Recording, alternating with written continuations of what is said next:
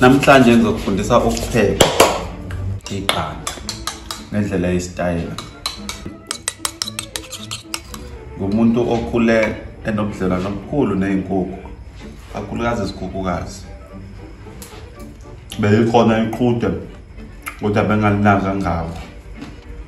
Isikhukhukazi ngizokukhumbula-ke nje ukuthi kwakuye ukuthi uma siqhwanda nami ngize ngihambe ngiyosiqhwandisa.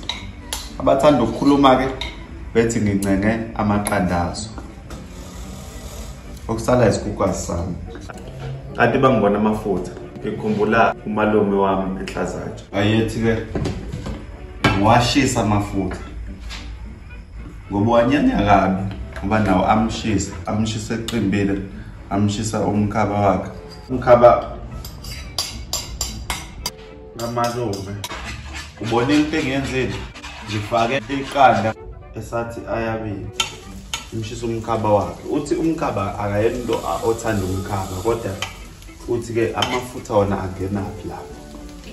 Ukuthi akawuthanda umkhaba wakhe wona amafutha awushiselana.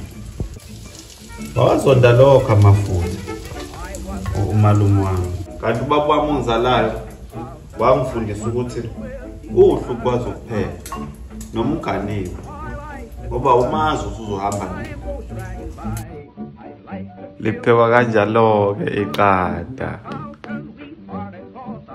Shit.